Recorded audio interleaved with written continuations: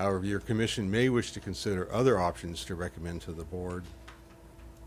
And these options might include establishing one date that would apply county-wide, or to consider specific dates that would apply for inland versus the coastal zone instead of the 6 month following the operative date of the county's new regulations, or other options deferring the expiration of the nonconforming status, provided that the applicant is making a good faith effort to submit applications and comply with the new regulations.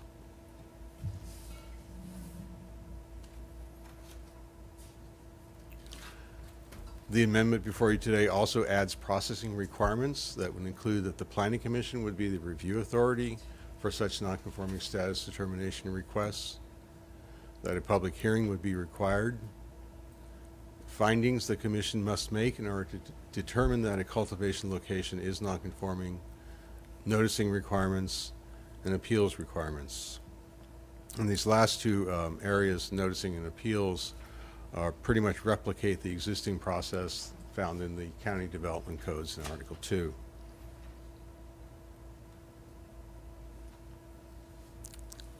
So staff's recommendation in conclusion is that your commission recommend that the board make the findings for approval, including the CEQA findings of the proposed ordinance, recommend that the board determine that the adoption of the proposed ordinance is exempt from the California Environmental Quality Act, and lastly, to adopt a resolution recommending that the board adopt an ordinance, which is case number 17/007, which would amend Article 10 of Chapter 35, zoning of the county code. And that concludes my presentation. Thank you, Mr. Langle. Questions from commissioners? Commissioner Blau? Well, I think you probably answered my earlier question. You're saying that any existing operation is going to have to come in and get a land use permit.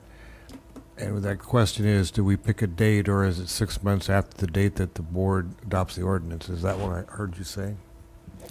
Mr. Chair and Commissioner Blau, what's the language in the ordinance before you today is that operators who have been determined to be nonconforming, that is, they were legal as of the January 19th date, that status would terminate as proposed 6 months after the operative date of the new regulations adopted by the Board of Supervisors. Okay, so the real question for me is, and I think this is what the people in Tepiscaya earlier testified to, is that so we have this operator that's out there now that's operating. I'm not sure whether he's legal non-conforming or if it's just illegal. I don't really care which it is. But we've heard testimony, and I'm sure it's true, that they've done certain grading operations. Maybe they've got generator, maybe they've got lighting. They're in a creek area that they shouldn't be in. So my question is, once we, assuming we adopt the ordinance, are we going to be able to bring them back in on a land use permit and get all those items corrected? In other words, we can have a prohibition against exterior lighting. We can have a prohibition against the use of generators. We can talk about the fact that if they've graded or invaded the creek, they're going to have to establish the creek back to its original condition, put the dirt back to where it belongs. If they've taken out oak trees, we're going to require them to plant 10 new oak trees if that's the case. So I just want to know if I can satisfy the people in the 5th District who have been adversely impacted by these operations and get the issue corrected. Mr. Chair, Commissioner Blau, the short answer is yes. As part of the land use permitting process,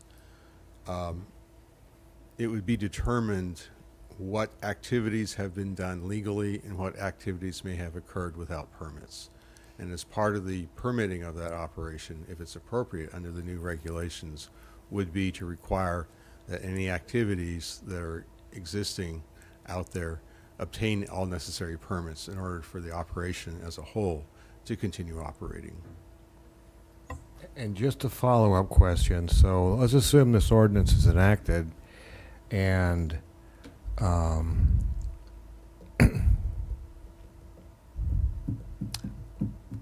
I want the lady with 1,000 pictures of the operation next door to be able to notify the planning department that the operation exists, and so that the planning department has the ability to find out if that person is going to come in and make an application for a land use permit, or we could just simply issue an order that there's a violation and do our normal enforcement projects.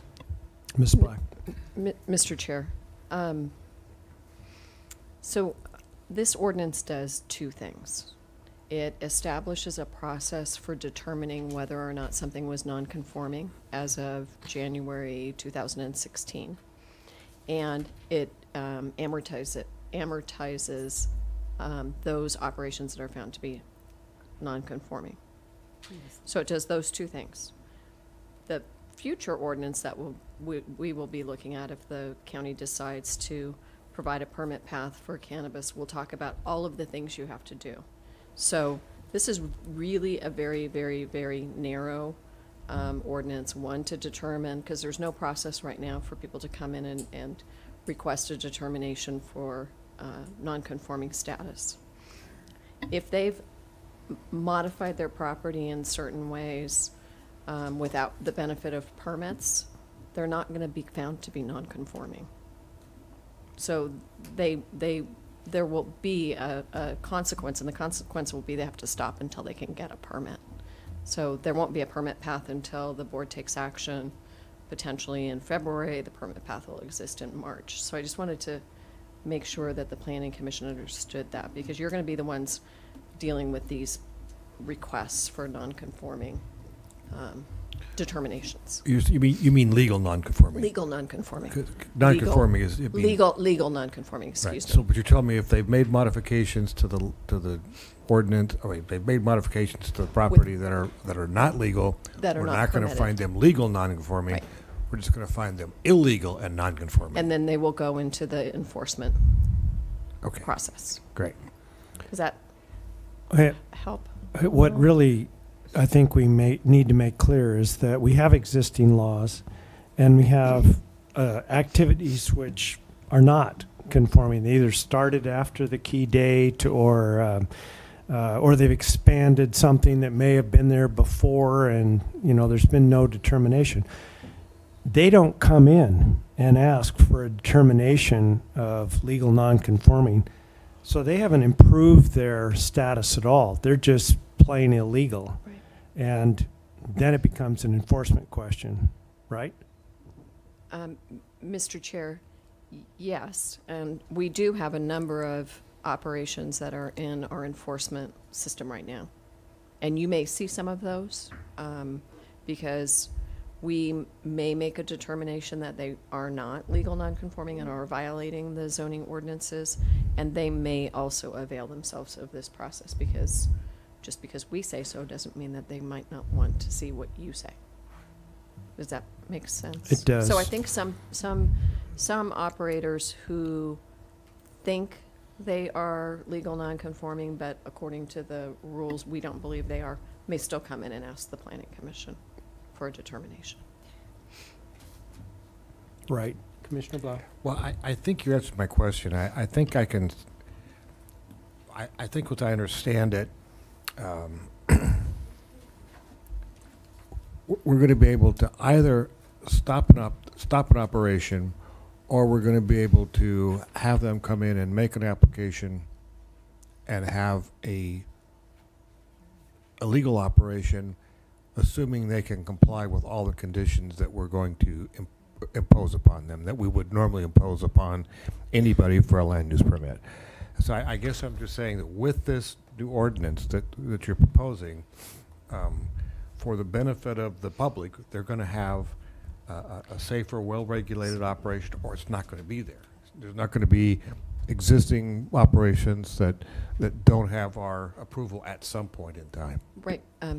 Mr. Chair, and Commissioner Blau, that's a really good point. So either somebody will be found to be not legal, and they have to cease operating until they can go, unless and until they can go through the permit process and get a permit, or they'll be found legal non-conforming, and they'll have a certain period of time after a permit process is established to obtain a permit or cease operation. And But the only- either way, they're going to go through a permit process, and that's Yeah, the and the only thing we're really amortization. doing with what we're doing here is we're saying that if you were legal non-conforming, you have 6 months to continue to operate before you get your next permit.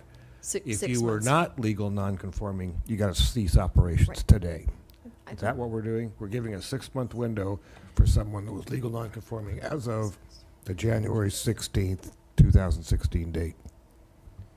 Well, Mr. Chair and Commissioner Blau, the 6 months is actually from the point in time that the permit process is established. I get So it's that, not but I'm this just saying, ordinance, but it's the permit They could process. continue to operate 6 months without their permit once we establish the process. If Okay, they're found great. legal non-conforming. To be, yes. So, Chair and Commissioners, if I may, it is within your discretion to establish a date, so the 6-month date is what is recommended by staff. However, staff also indicated that there are other timeframes that you could consider, but this is the recommendation. Yeah, the only question I might have in a follow-up to that is that this county is notorious for taking a whole lot longer than 6 months to issue a conditional use permit. So, I just, is there some provision that's going to be in there for that? I mean, if they make their application, but, you know, staff doesn't get the staff report done, we don't have the hearing, Commissioner Brown and I are both gone for a vacation. I mean, we don't want, I mean, I'd just be concerned about those kinds of things. So maybe you can tell me that, I get we have discretion to choose a date, or we could choose a different time frame than 6 months, we could choose 9 months, we could choose 3 months. My question would be, I just don't want to get hung up to where someone comes in and does all the things they're supposed to do, but we're not able to act in time. What's the process there? Commissioner Chair, Commissioner Blau, to clarify, at this point, it is not known what type of entitlement will be required for the various cannabis activities. That'll be a decision left up to the board, anticipated to occur in February. Right now, and what we've been directed to do by the ad hoc subcommittee is to try to find a permit path that does not require a CUP for many of the types of cannabis activities that will be allowed under the state licensing regime. However, given, once again, the purpose and objectives of certain zones, some of those uses may be conditionally appropriate in those zones. And in those specific cases, we would recommend that the board adopt amendments that would allow those uses with the CUP. But right now, what I can tell you is that, once again, the direction has been, for example, for cultivation on agricultural lands, to consider a permit path that does not require a CUP and would only require LUP in the inland areas or a CDP, but there would have to be very specific standards that they would have to meet in order to obtain that entitlement. So, If I can continue, then that's all the more reason that we listen to Commissioner Brown's earlier comments about having a lot more discussion and hearings with this planning commission, because I think we're going to want to be very involved in that process and determining whether or not it comes before us or it goes to the zoning administrator and what the rules are. And if you're trying to adopt this by March or February of 2018, I'm thinking we're going to have more than 2 meetings at this planning commission to talk about those various issues and to hear from the public and to establish some of that criteria. Am I agreeing with her? It's way more complicated than we're led to believe now. And I certainly don't want to have a lot more comments like we heard earlier about, you know, no public outreach. I mean, I get it. You want to get this thing done earlier than later because we want to correct the black market and try and stop it from proliferating and put an end to it. But it's not going to be as simple as going to the board with one more hearing and having it adopted. So, Mr. Chair and members of the commission, I have to step in and defend all of the staff in the room right now, because this is not our priority project. This is the board's priority project. They actually had us work on this before it was in our work program. So the board has board as a whole, has set a fairly aggressive time schedule for adoption of the ordinances, and we will do whatever we can to make sure the Planning Commission is up to speed, but I want to be really clear. Our schedule contemplates one hearing to consider the ordinance, the actual ordinance. If we have more than one hearing, we won't make the board's schedule. So we can certainly have hearings in October, in November, on the EIR, where you can see what the draft ordinance looks like and provide comments and direction on it. But from the time that we're ready to, we have an EIR that we're ready to have you make a recommendation on and have draft ordinances in their final form for your consideration, we're really looking at one hearing, or we're not going to make the board's projected dates. So I just wanted to make that clear to you, and it's certainly not a schedule that we established to make the commission feel like they didn't have any input. So whatever we can do to make sure you understand the information and can provide a good recommendation and hopefully meet that timeline for the board, we're happy to make that happen. So you're throwing the board under the bus? I am. Okay. They threw themselves under the bus. They told us this is our number one priority as a whole, the board as a whole. I understand, and we'll make ourselves available for a special meeting, an all-day meeting, whatever it takes to influence what the final ordinance says when it's considered by the board. And Mr. Chair, I didn't mean to say anything that indicated we didn't want your full participation. We do, and we'll do everything we can to get that and provide for that. So, with respect to the current ordinance language, 6 months after the ordinance is adopted by the board, I assume council will tell us we don't have legal authority to unlimited legal authority to shorten that time frame because it is assuming there is a legal non-conforming use, the user has a certain right established to continue that use if it's suddenly become illegal. Am I right on the general concern? So, Ms. Hartley? Chair and Commissioners, that's correct. Staff recommendation is to allow sufficient time for any current legal nonconforming users to either finish their current cultivation, their current crop or whatnot, and shut down their business, or time to apply for and obtain permits so that they can continue operating. And as another question of practicality that's more a question for Mr. Clement and Ms. Black is, let's assume that during the 6-month review process, the amortization period, applicants affected come in with their applications for determination of legal nonconforming to basically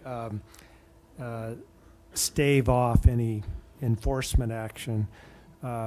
Staff would on its own consider the practicality of getting that matter before the commission, and if it goes beyond the 6 months, I can't imagine enforcement would start on the 6th month. Do we need to include in the ordinance specific guidance as to language to the effect, as was mentioned, that if there are good faith efforts to apply and provide the evidence needed, that the period could be extended by staff or the commission? Mr. Chair, I'll try and take a stab at it, and I'm sure Dan will correct me because he's much more familiar with this. But I think the provision we were talking about before was the time frame in which to apply for a permanent permit, so you're no longer legal nonconforming. And I think what you're talking about is the time frame to apply for a nonconforming determination. So they're really two different things. There is no time frame for applying for a legal nonconforming determination. I think most of the determinations, that requests that we see, will be from people who are not engaged in an enforcement effort where we're not finding them to be illegal non-conforming, probably.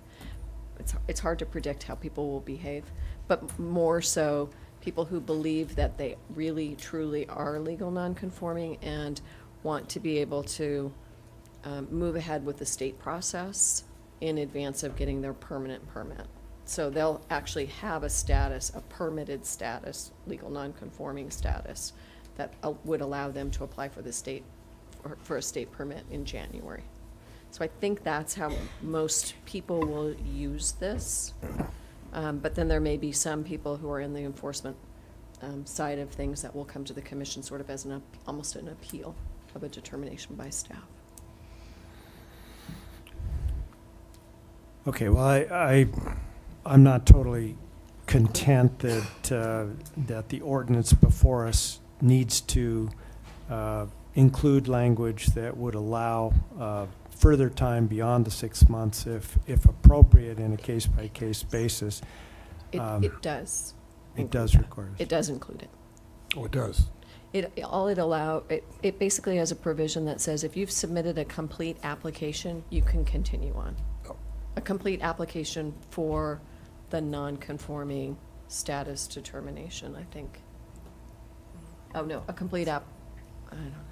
Now I'm confused. Chair and Johanna will- Commissioners, the current ordinance as proposed states that the legal nonconforming uses shall terminate 6 months after the operative date of the county ordinances regarding medical marijuana cultivation, which are currently being studied, and that if a current legal nonconforming user who has a current medical cannabis cultivation site submits a complete application to Planning and Development Department to permit their legal nonconforming cultivation site by the termination date that's listed, that they may continue to operate within their same existing legal nonconforming medical cultivation site while their permit application is being processed, as long as they continue to comply with the requirements of both this article, the state law, and the other provisions that we have on legal nonconforming uses. So that's proposed in there. That answers my question. So if it takes us 9 months to complete their processing,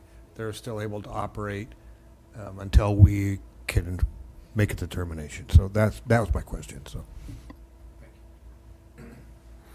Okay, well, let's leave it there so we can get to our public comment. Mr. but- Chair, I have a bunch of questions though. Okay. Sorry.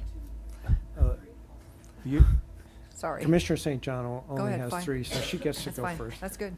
It's good. She may get some of mine. Okay.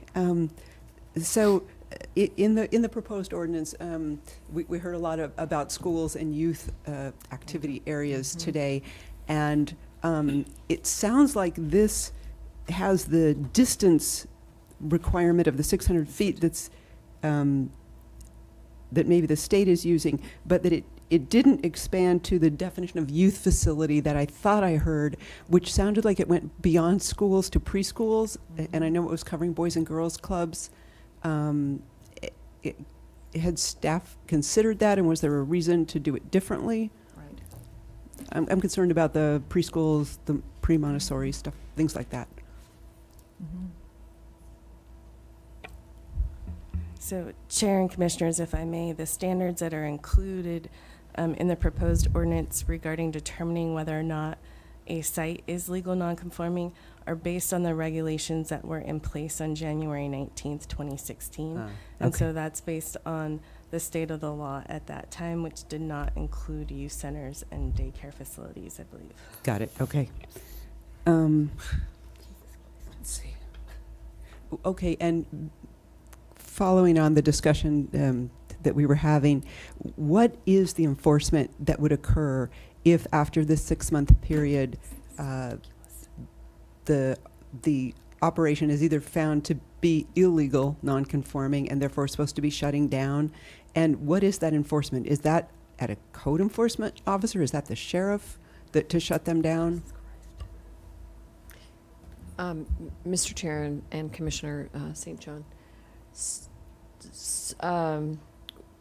Currently, it would be probably a joint effort. That's how we've been treating code enforcement on these marijuana operations to date. Obviously, we don't want to send a code enforcement officer out without some law enforcement backing with them. So we typically do joint site visits, and it's a joint enforcement, and we expect that that will be the way we will move in the future as well. Okay. Commissioner Freeney. I just had a question on noticing. It's on the page 6 of attachment C, exhibit 1. And it's a FC, well, or maybe it goes down to D. It says owners of property located within a 300-foot radius of exterior boundaries of the subject lot. And it just seemed to me there's a lot of discussion about 600 feet right now. Would that be inappropriate? Is there a way to say, no, go ahead and 600 feet from your boundaries, from your property line? Notice all people. Mr. Chair, Commissioner Freeney, the 300 feet noticing radius is what we standard use for most discretionary applications that come before your commission. However, you may make a recommendation to the board that radius be increased to 600 feet for these specific nonconforming status determinations applications, or Okay. an additional distance. It's really what you feel is appropriate in order to provide adequate notice to the surrounding neighbors in that vicinity. Great, thank you. Commissioner Brown. Okay, thank you.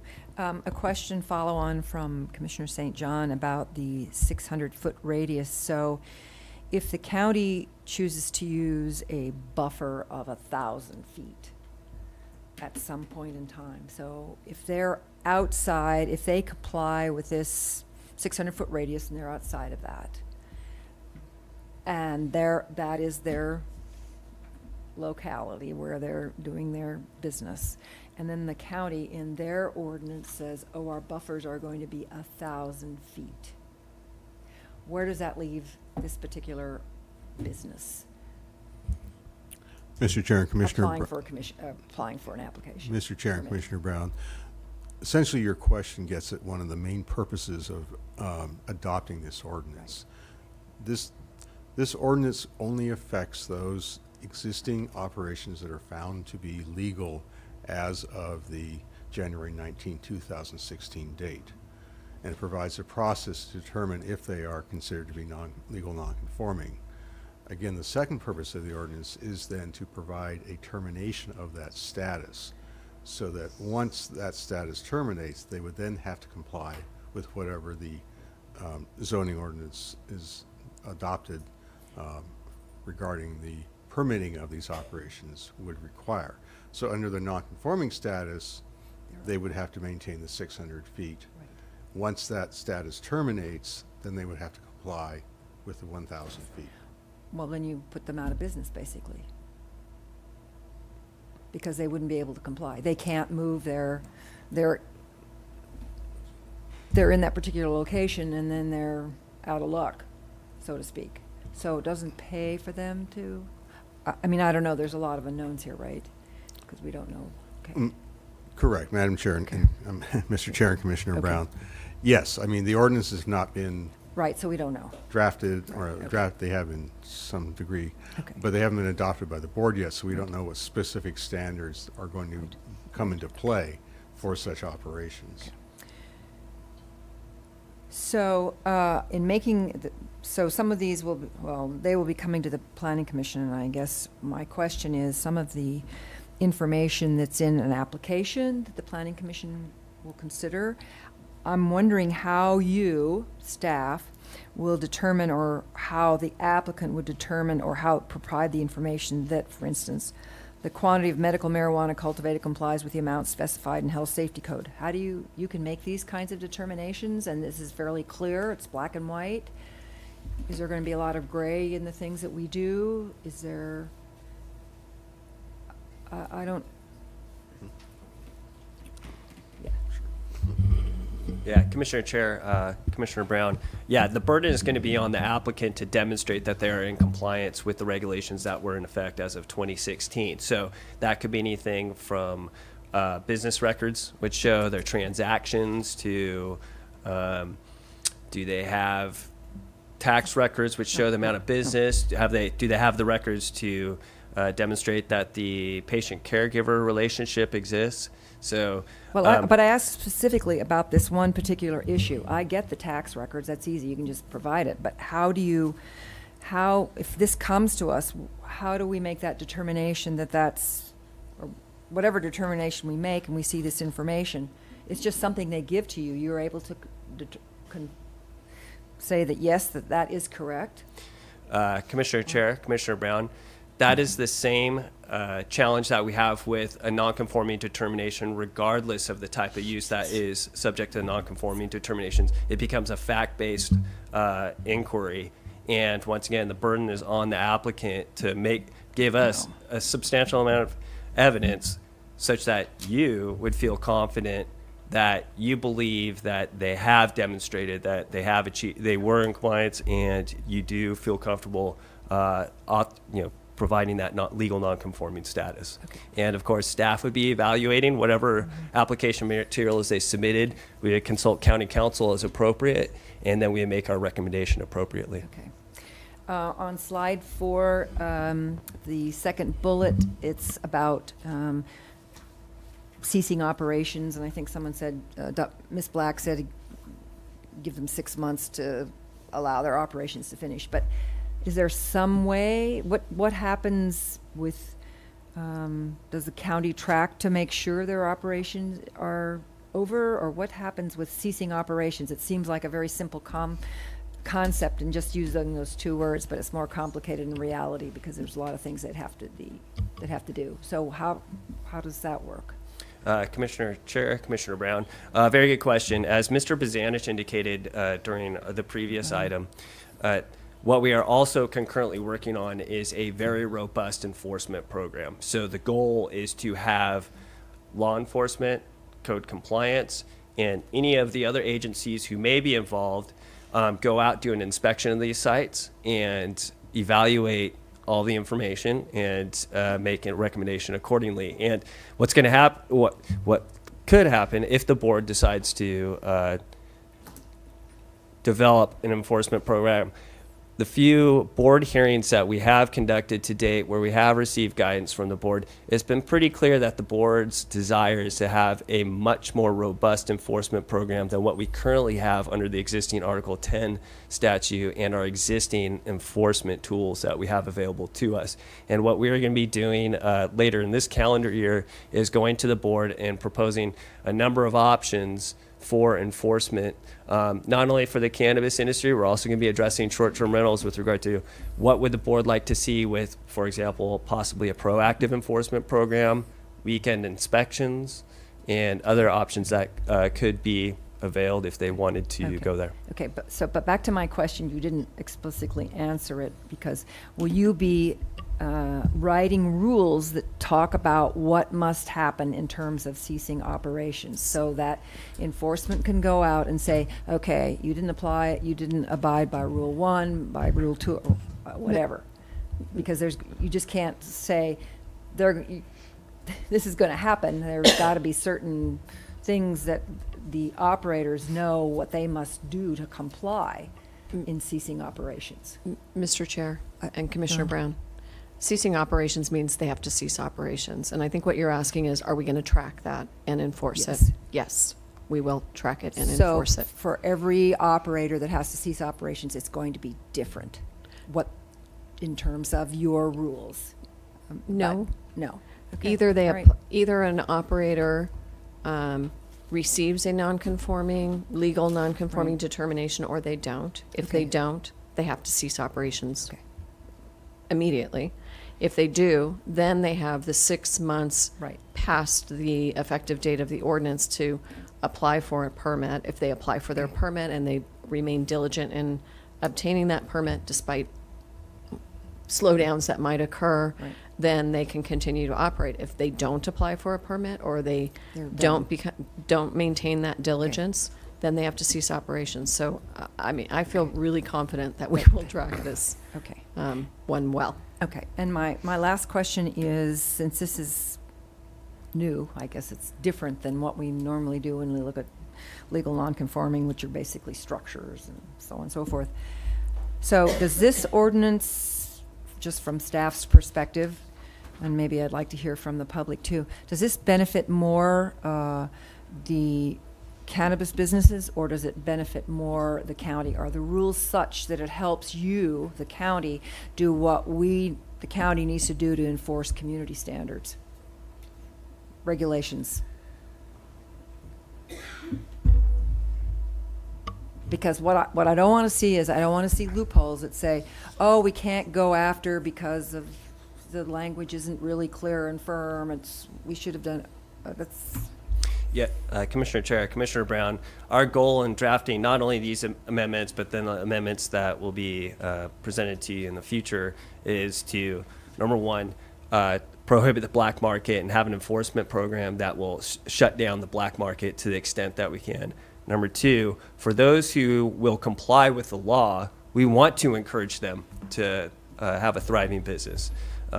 So it is my opinion, take it for what it's worth, that it will achieve those objectives. And I think I feel comfortable speaking for the ad hoc subcommittee that, that those have been our goals all along. I do feel that if we do this right, yes, we will achieve those objectives, and it will, once again, establish a regulated industry wherein we could see a good economic thriving cannabis industry, plus shut down those who are unwilling to operate legally. And that's our goal. And just one last question. Other counties have undertaken this procedure or something similar? Or is this sort of unique to this county? So Madam Chair, I think Chapter 10 is somewhat unique. So when we went to the Board of Supervisors to address medical marijuana, we said, let's ban it. And the board, ban it, period. Just ban it. And the board inserted the, well, unless it can be considered legal nonconforming under the statutes and laws in effect on January 19th of 2016. So that ordinance kind of sets a different structure than probably many other counties have. Just one short one. Okay. Commissioner Blau. I guess the one thing that I may be missing here, I know in the city of Santa Maria we just did a new shopping cart ordinance, and for the first time I see this in there. So the failure for the merchant to comply could be now a $1,000 fine and or 6 months in jail. And that's in the ordinance now. And I'm wondering if we need that kind of language to be considered in this, such that if the sheriff goes out there and finds, we have a problem, and there's a real penalty here. It's not just our typical $100 slap on the hand kind of an issue. So I'll ask that question. So, Mr. Chair and Commissioner Blau, and perhaps Ms. Hartley wants to weigh in on this one as well, but enforcement for counties and enforcement for cities and the rules we operate under are really different. So the county is bound, if we continue enforcement the way we do now, to the $100, $200, $500 a day fine.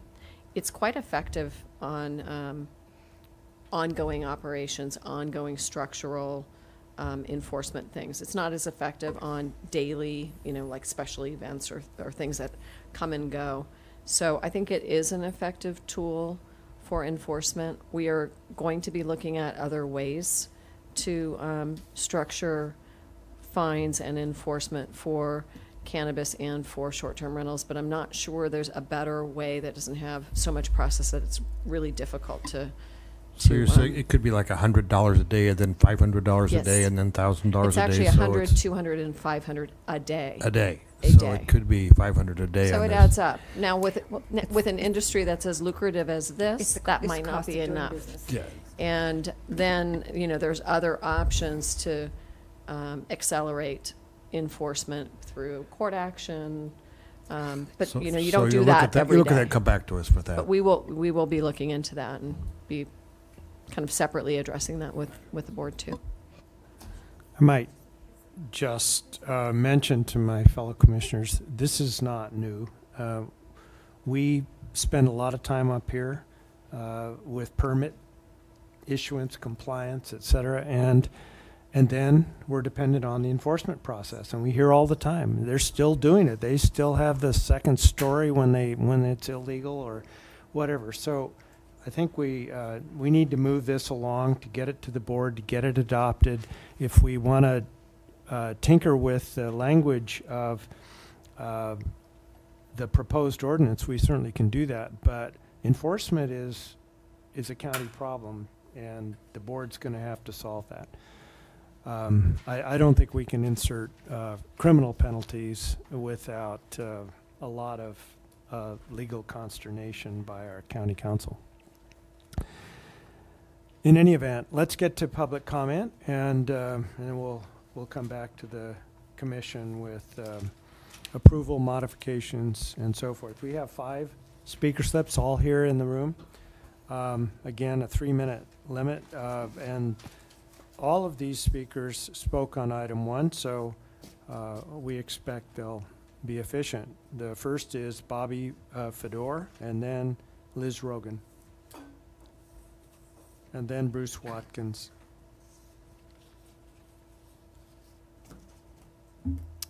Commissioners, so I mean, I've heard some comments that made a lot of sense, and I think what we're trying to do, those of us that have been trying to follow the rules, I think it's important to remember that I was at that meeting in January 19th, 2016, and we heard, hey, you guys are going to hear some rules in like 3 or 4 months maximum. You're going to know exactly what's going on. By May or June, it's going to be a done deal. There was never another comment, okay? Not one. So I'm not a mind reader. I don't have a magic crystal ball that I can look into the future. I'm doing my best. My background, how I got into this business is I was a permit person, a land use consultant. When I lived in Los Angeles years ago, I donated my time in Woodland Hills on the neighborhood council. I was on the board of directors. Anybody in Woodland Hills that wanted to do alcohol, it came through me. And that's what, and it's easy to atom bomb anything. You guys know that, okay? What's not easy is to create something out of nothing, and to do that and with no guidance, okay? So there's some good people trying to do good things.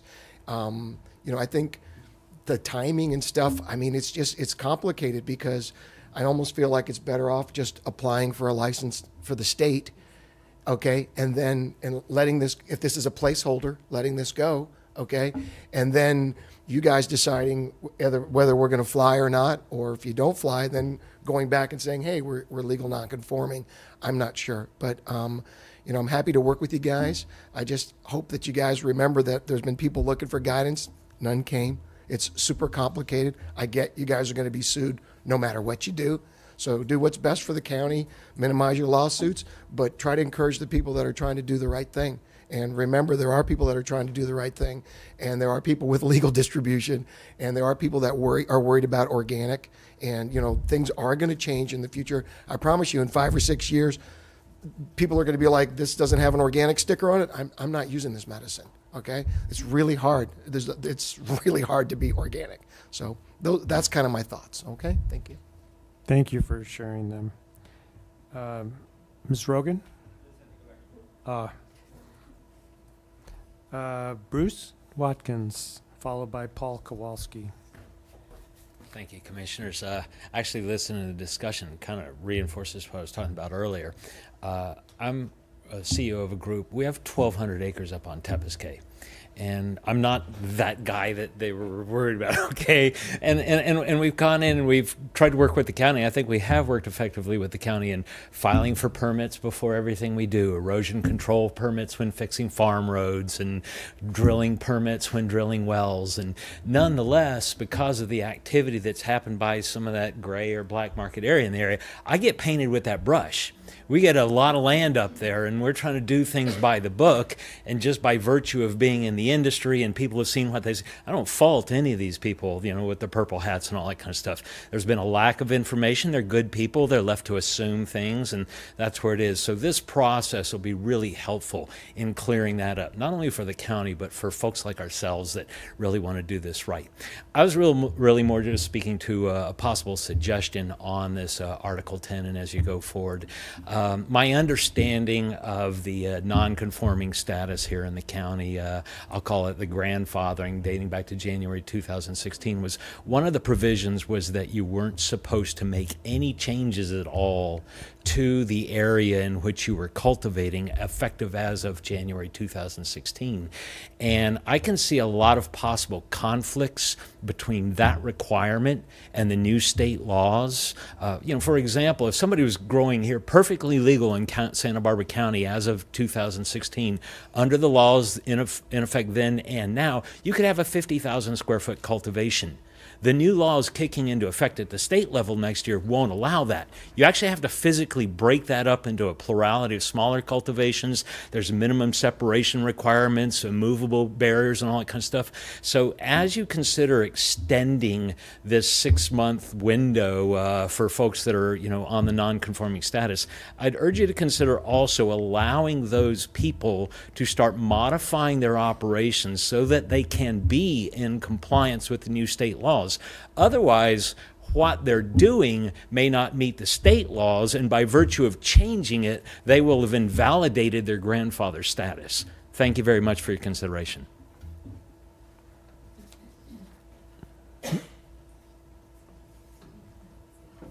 Good afternoon, Chairman and council members. My name is Paul Kowalski. I spoke before you in 2016, 2015 it probably was, as well as I spoke before the county supervisors at their meeting in 2016.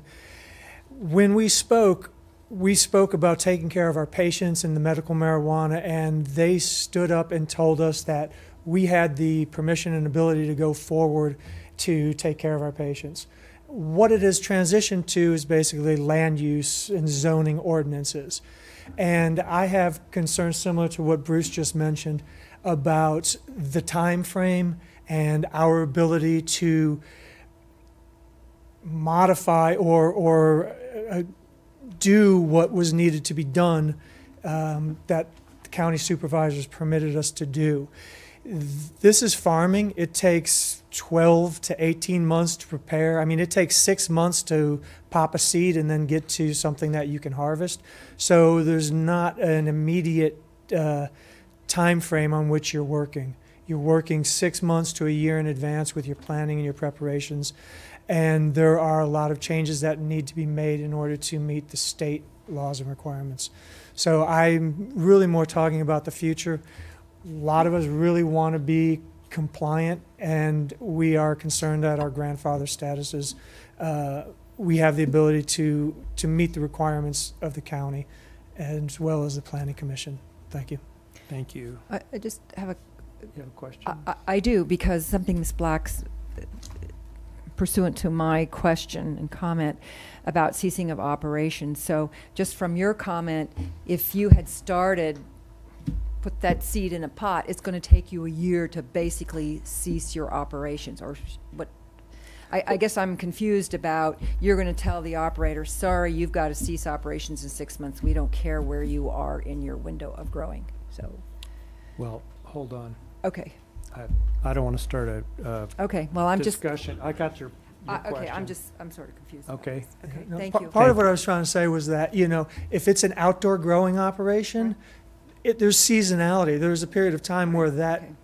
area is empty and you don't have anything, even though you planned on using it or you plan on using it again. It's not. Mr. DeFrio and Rebecca Mondrable, those are the last speaker slips. Yeah, got these. Go ahead. All right. Thank you again for the opportunity to be speaking with you. On my box, I checked no position because in this case, I don't necessarily disagree with the intent of the ordinance. I think what staff is going for is absolutely the proper intention. I'm just concerned with the timeline, and I am only in the last 2 years, due to this issue, have I begun to immerse myself in learning about the political process. But from my small knowledge, the soonest this would likely go into effect is like the end of October. November is already a short month because of Thanksgiving. December, an even shorter month. January is when the state will start accepting applications. So with someone that has legal non-conforming properties, I'm then have to go before the planning commission. So as far as I'm seeing it, even if I was the first person in line, maybe I'd be getting a seat in the door November, December. But as we know in the registry, there are 200 existing operators who probably all think that they're legal non-conforming. So if this is a necessity for a placeholder to apply to the state, that's 200 separate meetings you guys are going to have to verify these legal non-conformings, which puts us into like 2019, unless I'm wrong. Please tell me if I'm wrong. At which point the county is already going to have their own system in February, which is the system everyone wants to be in anyways. I do not know a single one of the good operators that wants to maintain legal non-conforming status. We are all dying for state licensure. We are dying for county licensure. We want approval from the county, and we want it to be definitive so we can continue operating like the points you're bringing up. We want to know we can operate. We have millions of dollars invested into this industry. We've been spending this money well before the grandfathering thing ever existed, because at that point it was just legal to farm on farmland. The county code even says the county can't tell you what crop to grow. So all of a sudden now they can tell us about this one. There's just a lot of paradoxes in here. And if this had all started in 2016 with the grandfathering, I'm sure you'd already be on number 100 of the 200 people trying to sign up for the list, and we'd all be like, okay, we can see the light at the end of the tunnel. Unfortunately, the only light at the end of the tunnel for us is that county and state license. We want to apply January 1 to the state. I want to apply February 8th or March 8th or whatever it is, when as soon as the county says they're accepting licenses, we'll be in line. That touch on a couple other points. My farming company, we manage several properties in the North County area. We also grow organic produce, and some of my business partners are the largest organic heirloom tomato producers in North America. But I'd love to offer a tour for you guys to come see cannabis as an agricultural commodity. We grow it the same way we grow tomatoes and squash. And I think you'll realize it's just farming. Thank you. Rebecca, here she comes. Our last public speaker. Hi, my name is Rebecca Mendrabill. I wasn't initially planning on speaking today, but I did want to talk a little bit about the legal non-conforming use issue. And I know the parameters of what's considered a legal non-conforming use isn't necessarily on the table today, but since you're revisiting or trying to come up with a protocol for determining what a legal non-conforming use is, I thought these two issues might be worth mentioning. Having the January 19th, 2016 cutoff date may have made sense when you had the anticipation of having a complete ordinance within 6 months to a year. But now it's been well over a year and a half, and state licensing, as the previous speaker just mentioned, is coming up on January 2018. And effectively, the way the ordinance is drafted now is that anyone who may have come into this county after January 19th, 2016 and operated in compliance with the Medical Marijuana Program Act continues to operate in compliance with the Medical Marijuana Program Act, which is the state law as it exists right now, and who is setting up for state licensing will not be able to qualify as a legal non-conforming use, and they won't be able to apply for state licensing come January 1, which is their entire goal.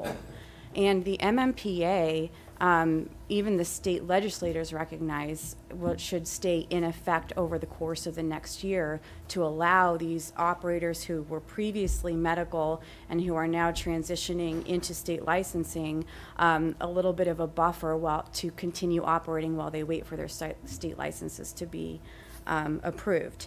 And so I just think that you should revisit that cutoff date, because there are going to be a lot of folks who have been medical, who have been in compliance with state law, and who will not qualify as a legal non-conforming use and not be able to move on to state licensing come January 2018. Okay. Thank you very much. All right, we're back to staff. Any comments, voluntary or otherwise?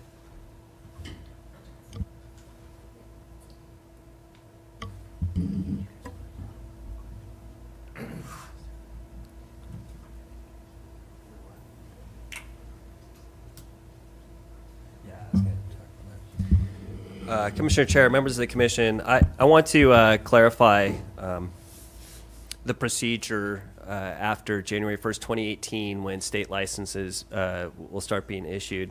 The way the law is written is that if somebody applies for a state license application, I believe this was detailed in the staff report, that the state will then notify us that they have applied for the state license, and then we will have the opportunity to inform the state as to whether or not that applicant is in compliance with our local regulations. If we say they're in compliance, they may go ahead and obtain their state license. However, if we say they're not in compliance, we make that determination. They will not be able to obtain their license. If we fail to respond within the 60-day period, the state will issue the license. However, if after the 60 days we make a determination and we inform the state that they're not in compliance, they may have their state license revoked. So I just want to make that clear. So, but with the exception of that, I don't have anything else specific to add, but we're more happy to answer whatever questions you may have. Just a question about the timing of our action here today. Is it your intent then to take our recommendation to the board as quickly as possible, and the board would act on these amendments within the near time, or do we have more opportunity to consider this, say, at our next meeting? Our Commissioner Chair, our goal is to get this to the board next month. Once again, there's so many competing interests going on right now. On the one hand, you're trying to create this new industry. On the other hand, you're trying to stop all this illegal activity that has become such a problem for the county. So we want to get this in place as soon as possible for a number of reasons, so that we can start more aggressively enforcing. Number two, that we make it clear to the folks who do intend to operate legally in the future, we give them some certainty as, okay, these are going to be the time frames you're going to deal with in terms of obtaining your entitlements that will be required, once again, if the board even allows the cannabis industry to exist in this county. So there is motivation right now. So you don't have to make your recommendation today, but I encourage you, and I believe the ad hoc subcommittee wants to get this to the board as soon as possible.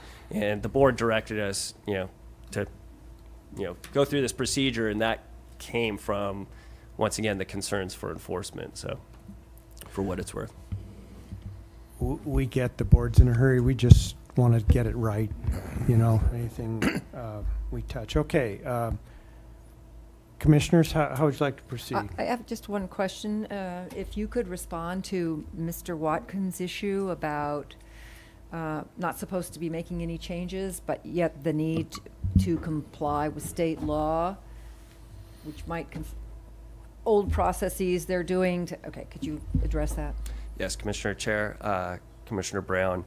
Yeah, that is a great example of what happens when state regulations change, because for better or for worse, Article 10 was written in accordance with the 2016 laws and established a non-conforming status for people at that point in time. We can't go back and undo things, look in a crystal ball, and anticipate what the new regulations were going to be and give people a path to go ahead and start acting in compliance with the new regulations. I want to make it explicitly clear, you cannot do recreational cultivation. You can't do any of the activities except what the local regulations state, as well as what the state regulations state. So just want to make that clear. You're not entitled to illegal activity. Well, I think the question, though, is if it's changes in terms of things that the state requires now that they didn't require, like you got to do fencing, for instance, okay. If they put up fencing to meet the future state requirements, they're not complying, they're not meeting with what their requirements were previously. So their things change only because they're trying to upgrade to what the state may require, but yet they're locked into the past here and operating in what was I think I occurred can before. help here. Yeah, does that? I'm going to, as my point, I was going to bring the same point up. I think, and council can tell me if I'm wrong, but when we make this recommendation to the board, I think we can put a footnote in there that says any modifications made to the properties since the January 16th, 2016 date, as were required by state law for them to stay in compliance, would be considered modifications that were they're okay, that you would not be considered to not be legal non-conforming use if the only changes you were made were to comply with state law. I believe we can do that in that ordinance as we send it to the board, and the board can make that determination. And then, and I'm thinking, tell me if I'm wrong here, but this goes to the board next month. They approve it. It takes 30 days by law for the ordinance to be effective. But then the growers could start making their applications for the determination that's legal non-conforming, and it's going to be in October, which gives us plenty of time to, even if we have 200 applications, for the staff in this commission to determine that, yes, it was legal non-conforming. And that way we will not interfere with the timeline that they need to get their license in February. Now, I will also tell you that it wouldn't surprise me that we have a rule or we have a procedure where we plan on having all these applications come to this planning commission, and in a meeting in December or January, we could create a series of criteria that would allow the zoning administrator to make a determination for certain kinds. We may not. We may want to hear all 200 of them. I don't care. You know, we've had so few meetings this year. I mean, I think our budget could stand 6 or 7 special meetings if we need them. And I know this commission is more than willing, you know, to serve the public and to have that if we get there. So if I've said anything incorrectly, council, please, you guys, or tell me that we can't do what I just suggested, and we can go forward. Commissioner Chair, Commissioner Blau, you may make that recommendation. However, I caution you, because that's prejudging what the board's determination in February is going to be with regard to where it would be allowed. Once again, we're looking at everything from full prohibition to allowing it. So if you allow people to go ahead and modify their property in accordance with regulations that may come into place in the state, in the future in the state, we cannot prejudge that the board will necessarily allow all of those different types of cannabis activities that the state is going to allow under the licensing regime. I'm just talking about with the determination of legal non-conforming status. All I'm saying is we're going to change the modification to say that if you made changes to your operation as a result of staying in compliance with state law, that did not jeopardize the fact that you have a legal non-conforming use. It doesn't jeopardize it. That's all I'm saying. Now, and for me, I think we're in deliberations. There's not much doubt in my mind the board is going to approve this ordinance, because their alternative is a continuation and proliferation of illegal black market uses. I mean, those 5 people are pretty savvy and pretty smart. They're not going to do that. So, but I think all we're doing right now is just it's legal non-conforming use, and I think that modification solves the problem. That one gentleman says it makes it clear that if you made changes to your operation being compliant with state law, that didn't jeopardize the determination that's legal non-conforming.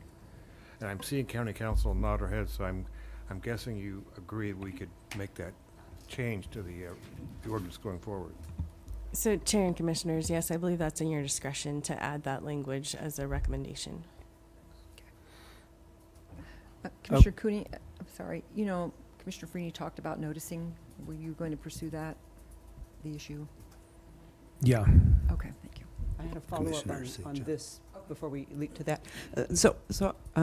I talked to staff yesterday, and one of the distinctions we talked about, because I asked the same question that you're asking, is are we freezing these people in time, which maybe we shouldn't, and one of the distinctions that we talked about was making internal modifications that wouldn't really affect the land use of the property, like putting a carbon filter on a hoop house or a greenhouse. But if you made changes to the property itself, or expanded the operation, or chopped it up, or did other things that the state might do, that would be a different thing. So I just wanted to point out that there might be that distinction, because the land use ramifications of the second one might be problematic going forward. I mean, we just don't know. And I'm ignorant of what the state requires and may require, since it's evolving so quickly. So I just wanted to share that. Commissioner Freeney, did you have something? I was just wondering if we had support on Commissioner Blau's. I support what you want to do there. I was hoping we could all agree on that, at least, and keep moving. I have a legal concern, and that is just that we don't have the language before us, and I think we have a principle we'd like to pass along to the board. My preference would be that staff presents the concern we raised with regard to working further on defining exactly what could be done to modify the operations. I have no problem with anything anybody's mentioned, but I want it to be clear, as Mr. Clement emphasized, that we're not saying a legal medical marijuana operation can start within that 6 months, operating according to a state license that would allow it to produce recreational marijuana. In other words, we're going beyond the scope of this ordinance to do that. I'm not saying anything about the recreational. I'm just saying I want a very simple addition to the recommendation of the board that simply says that any modifications to the operation that were made for the operators to stay in compliance with state law does not jeopardize the determination that it's a legal non-conforming as of January 19th, 2016. It's very simple. I don't think it requires any more language than that.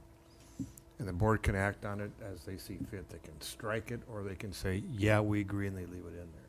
It just makes it clear to staff, and it makes it clear to us when it comes before us to make that determination that the fact that he changed the way he did the operation in compliance with state law, even though it's a physical change to the property, it doesn't mean that he's non-compliance with the legal non-conforming use. It's really pretty simple. Commissioner Chair, if I may, I really don't want to thwart this. There's just so many facets to this issue, and there's so many complications that many of the things you brought up we have already considered. One other thing that is a complicating factor is that the statute has been adopted, but then there are implementing regulations that the state is going to adopt, which basically actualize what the statute says. Those implementing regs are still under development at the state, so we don't even know exactly what the state is going to require in terms of finding your operation in compliance with, once again, the statute. So for example, looking back to 2016, if somebody started operating after January 1st, or let's say they were legal non-conforming, they were in compliance as of January 1st, 2016, they went ahead and started modifying their operations based upon what they believe the state regulations were going to be. That's a risk they took, but we cannot guarantee that what those regulations are going to be and whether or not what they did was going to comply with what the state may or may not come up with regard to the implementing regulations. It's just another complicating factor. I just want you to consider that before you I get that, but I didn't say that. I said if they made changes in the operation to stay in compliance with state law, then it wouldn't affect our determination. If they made changes to the operation in anticipation of the state law, I didn't say that. I said if they made changes to stay in compliance with state law, then that wouldn't jeopardize the determination. It's really very simple. I mean, Commissioner Chair, Commissioner Blau, yeah, that's going to be simple because nothing changed with regard to the law at that point in time. So, in effect, nothing should have changed with our operation to comply with the law in comparison to that point in time in January 1st, 2016. You're not getting my point. I think county council gets it, and she can make the determination to go to the board. I'm saying if it made a change last week to stay in compliance with the law that came down 2 weeks ago, that wouldn't jeopardize their determination that it's in compliance with legal non-conforming use. With me? If they had to make a change last week to stay in compliance with a law that changed 2 weeks ago, that wouldn't jeopardize the fact that it's different than the January 19th of 2016. It's still legal non-conforming use. Well, but I don't think it is legal non-conforming in that case. You're saying if they were legal non-conforming, which has a specific definition in the law, or they made changes which would have taken it out of the legal non-conforming status, but they were required by state law, we're not going to prosecute those. It's going to be okay. That's correct, which is no different than our zoning ordinances. If we have a zoning ordinance that says you can have this commercial operation in a residential zoning because did it before we changed the zoning. So that's legal non-conforming use.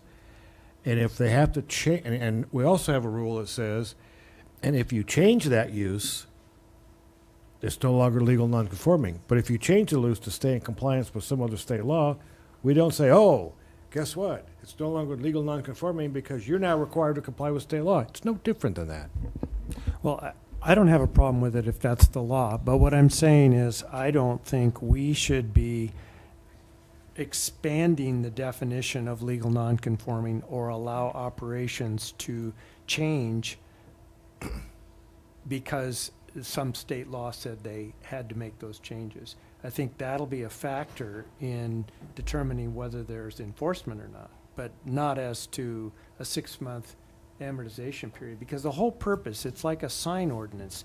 If signs, freeway signs are suddenly made illegal, someone gets 6 months to take the freeway sign down. They don't get to put an extra sign in or whatever, we can't expand the rights they had as of that date. And I'm not saying we're doing that. We're not doing that. We're not saying that they can, because it's legal non-conforming, that they continue to operate in perpetuity. All we're saying is they have a 6-month window. Everybody else doesn't have a 6-month window. Your sign is parallel. For example, I'm saying if I've got my sign up there, the state says, oh, the sign's now illegal, you got 6 months to take it down. That doesn't mean that a guy could go put a sign up tomorrow because it's already illegal. All I'm saying is that if he made changes to the operation, he's got legal non-conforming, he's got his 6 months that he has to in order to get the new permit. If he wasn't legal non-conforming, he doesn't get 6 months. And I'm just saying, if he had to make a change, just stay in compliance with state law, he gets his 6 months. It's not like he's legal non-conforming forever. Chair Cooney, could Yes. I take a shot at it? Sure. I guess my concern is if we say, no, you can't change your operation, you have to stay out of compliance with the state, I don't think we can even do that legally. I mean, so who's got command then? If the state's saying you have to change, they've made a determination for the safety and well-being of the citizens of the state of California that you will do this with your operation, and then you say, no, I can't do that because the county will shut me down. I think we've put that citizen in a very difficult position, and I would hope that just a simple sentence, And I think it would give everybody guidance down the road of the true spirit of what we're trying to accomplish here. We're not trying to put anybody out of business, and I don't want to see us getting that person caught between two sets of laws because of the time it's taking and how rapidly the state is moving along. I just think we're putting them in an untenable position. Commissioner St. John. So I have a couple questions of staff and county council, because I am reticent to, because I can see the concern on your faces and you've thought about this a lot.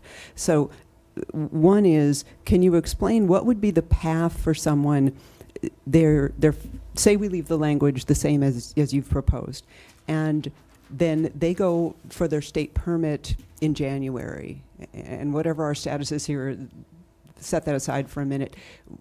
Would their process be, then the state says, okay, you would have to meet XYZ requirements in order to have a state permit, and they say we will, and then they would make their changes? And then why don't you go ahead with that, and then I'll ask my other question. In other words, are we leaving them stranded, or would the state go, oh, now we've told you our requirements, now you can comply in January? Does that make sense? Commissioner Chair, Commissioner St. John, no, what we would say is they had a non-conforming status. It consisted of this operation here, within this box right here. Right. That is the box within which they get to play with their legal non-conforming status. If they change something such that they step out of that box, right, that they have then violated our local ordinance, and that's a violation. So, and we would be, if the state contacted us, we'd say, and we had done the inspection, we discovered that, we would report back to the state, they're not in compliance with the current regulations, and we'd most likely be taking enforcement actions at that point in time. Okay, and say they stay within the box and we don't add the language, then they apply to the state, and the state checks with us and we say, yep, they're legal non-conforming because they've stayed in the box and they're grandfathered, so to speak. And then they start through the state process, which will tell them that they have to comply with the state regs then. Is that a path through for them, that then they can make those changes? Because now they'll be coming back to us for a permit and coming to the state for the permit. Is that the time to make the changes to comply with the state rules? Commissioner Chair, Commissioner St. John, I'm assuming we're still in the January timeframe? Let's assume it. Okay, so that's before the board has made a decision on what they're going to allow. Okay. They still must comply with local regulations. So our response back would be, it's great, state, they used to issue this license. However, according to our local regs, this is the box within which they get to operate if or until the board adopts regulations consistent with your state regulations, which would allow them to operate in that way that you, the state, would like them to operate, and they are now allowed to do so under the state regulations. So in that instance, they're no better off or no worse off than, say, a brand new applicant to the whole process that just wants to start up and applies to the state. I mean, they're kind of in the same, they're all waiting for us. But so they're no better off or they're no worse off. Except they have their legal non-conforming status. They can still operate. So they can still operate. Yeah, so. Okay. So at the time that, I'm sorry. Go ahead. Through the chair, Commissioner, just to add one more thing as well. Those legal non-conforming licenses are given a lot more acreage than what the new state licenses are looking at. So they would want to keep that as long as possible because the license types are bigger. The license acreages are bigger. Well, why don't you tell us all this? And did you want to follow up, or go ahead? Because I was going to switch. Well, this for county council and for staff. If we make this change in the language, are we introducing a takings issue if our local county ordinance down the road doesn't match this or is more strict than the state requirements?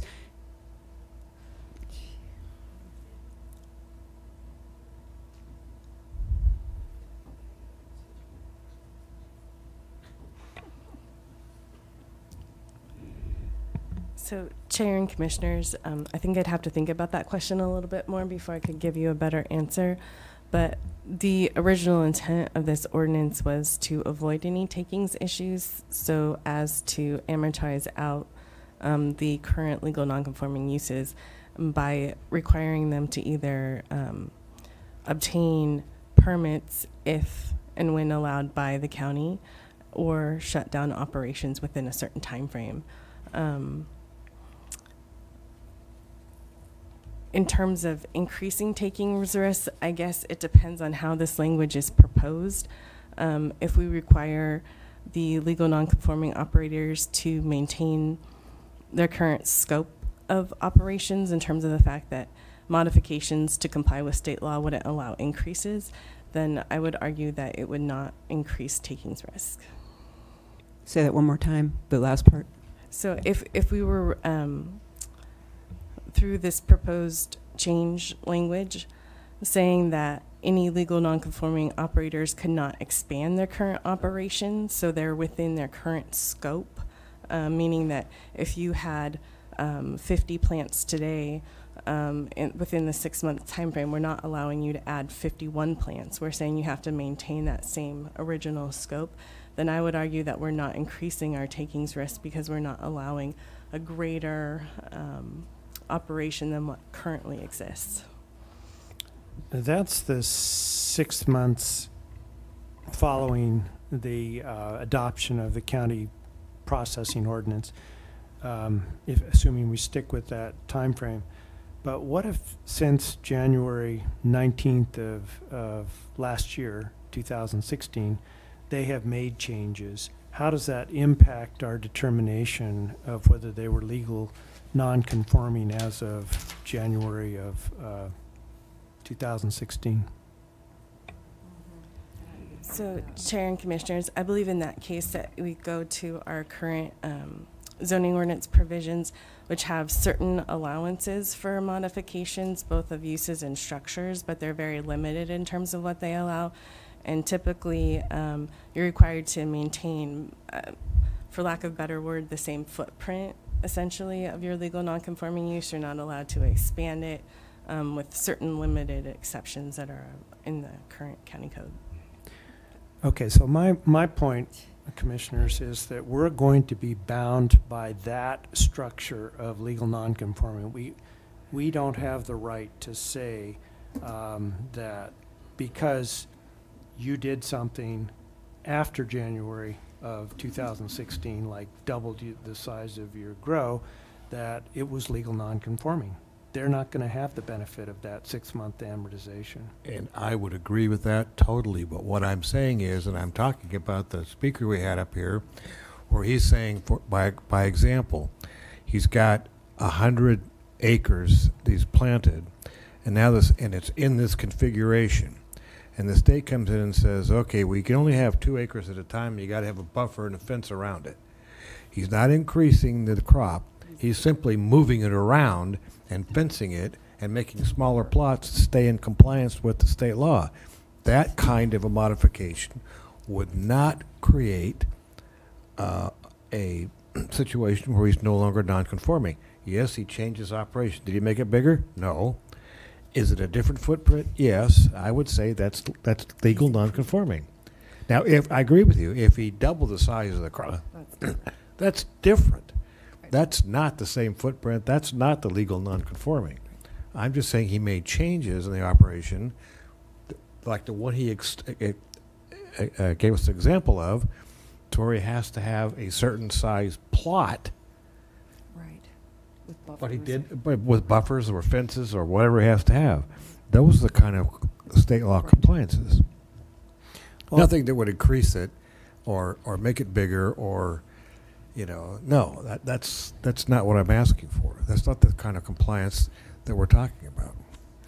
Listen, if it's a real big deal, I've got no problem taking the language to Lavanino and letting him bring it up if it's causing you concern. But I just think it just makes sense to do it now, and they can strike it or not when it gets there.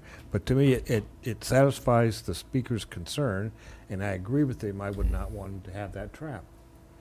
I think we're talking about a matter of semantics now, because I'm not opposed to saying to that property owner that stayed within the box but now is just modifying it to comply with state law that that they should lose the benefit of the 6 months of operation. I'm not saying that. I'm saying it's different than a determination of legal nonconforming. So we would be recommending, I believe, we would recommend that the board consider adding an exception to the ordinance, as they have in Article 10 already for structures, which basically says if all the property owner has done is change its operations since its original existence date to comply with state law, we think the board ought to consider that as an exception that doesn't take away the legal nonconforming status. You're right. It's a matter of semantic. That's exactly what I was trying to say. Thank you. I guess I just didn't go to law school for 4 years and get, well, he gets paid for that kind of extra wordage. I don't. So, yeah, great. If we can do that, I'm real happy. Yeah, I understand them both, and I'm glad to see we got there. Okay. I think we can. Let's hear from Commissioner St. John. I just wanted to weigh in and say I agree with the concept. I think the wordsmithing is really important, and I don't want to put county council on the spot of having to write something at this moment. That's my goal, because if it were me, I'd want to sit there with it for a couple hours. I think staff has the concept. You know, if it needs to come back to us with the minutes of the next meeting, and we can agree that the language was great or whatever you want to do. But the concept is there. I think we got it. I'd be happy if we just agreed ourselves that when it comes before us, those kind of changes would not affect legal nonconforming.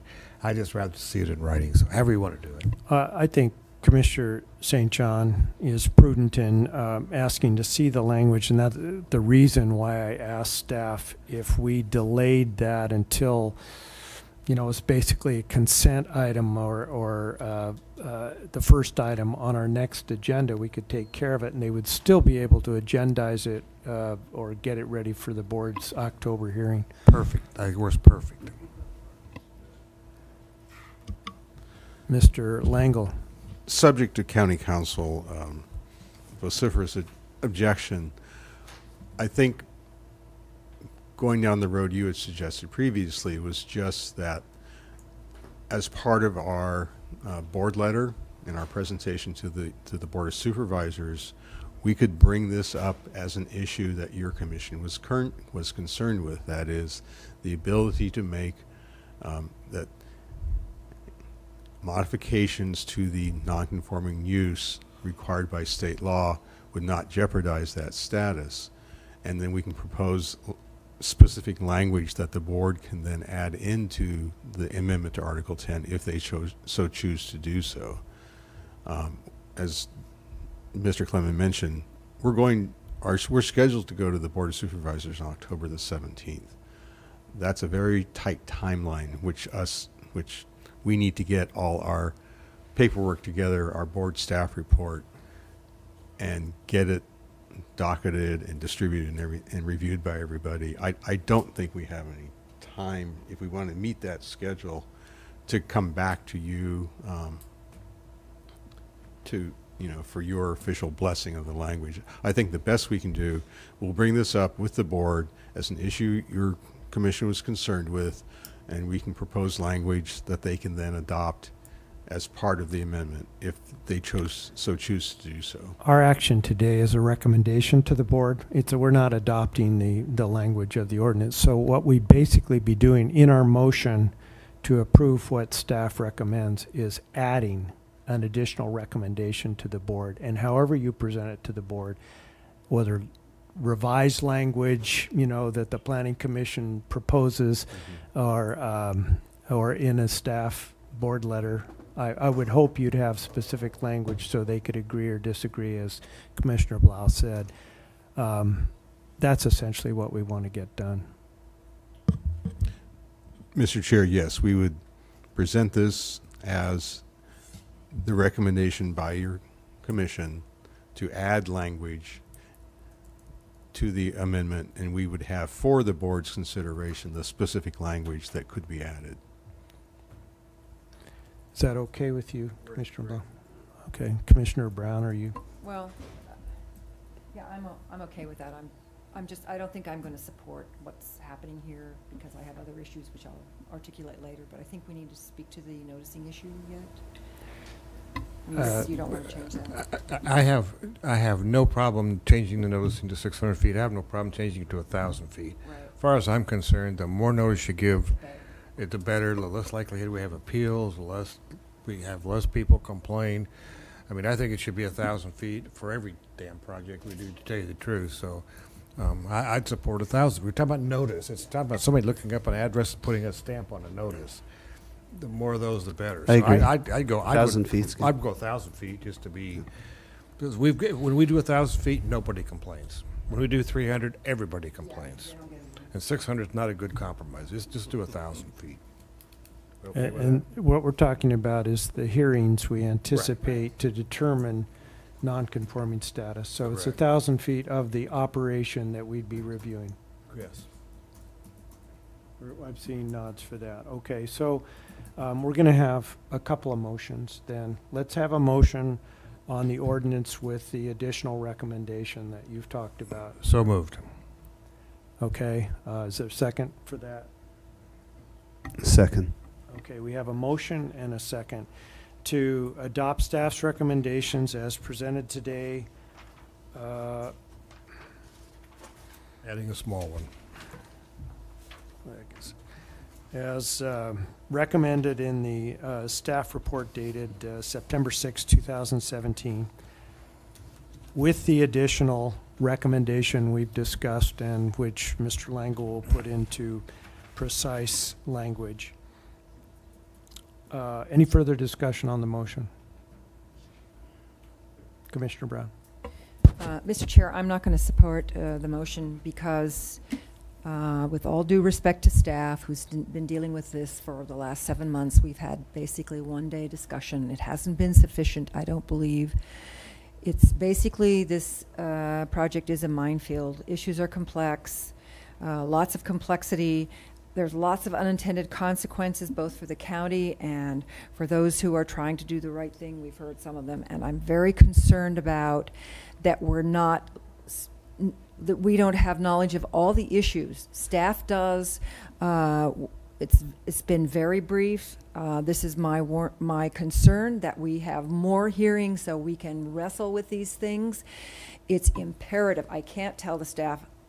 I've already told Mr. Kleeman and Ms. Metzger this, that we need to have more hearings because anyway, they know my concerns, and I appreciate they're trying to do the right thing and they're trying to get this to the board.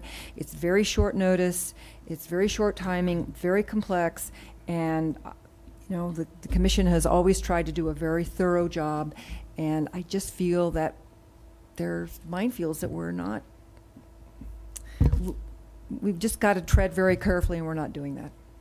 Anyway, so I'm not going to be supportive. Any further discussion?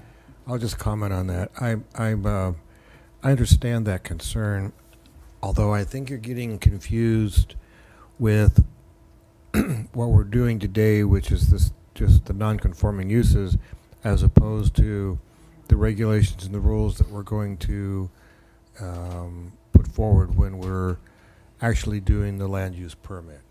I think that's going to be much bigger issue. But I understand what we're trying to do today. So. And Commissioner Brown, I think if it's any consolation, you stimulated the need for more hearings on the ordinance in principle. This is an important but minor step, in my view. We really have the best part of the iceberg still ahead, so we'll be getting very familiar with all our staff in long-range planning over the next couple of months.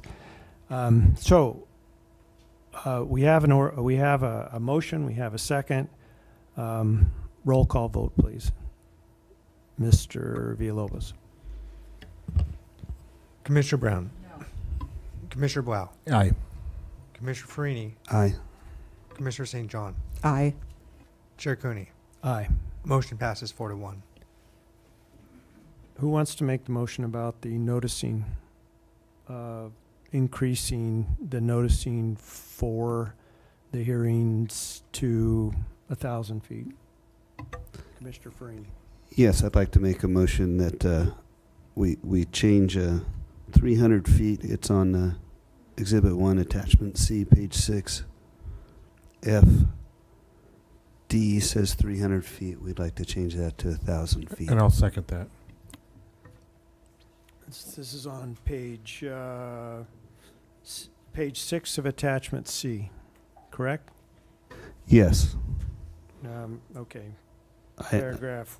Item F, sub D. F1B. B1D. Okay. Great. We have a motion and a second. Could we have any further discussion on that change? Mr. Commissioner Chair, Brown. I think you probably know as a community person, I always support the broadest noticing possible. But to stay in constant with my last vote, I'll be voting no. But I do support what you're trying to do. Okay, Mr. Villalobos. Commissioner Brown. No. Commissioner Blau. Aye. Commissioner Farini. Aye. Commissioner St. John. Aye. Chair Cooney. Aye. Motion passes 4-1. Okay, if there's nothing further from staff, we are adjourned. Thank you all very much. Sorry for the lengthy period of deliberation, but I saw a window of opportunity to finish. Okay, thank you.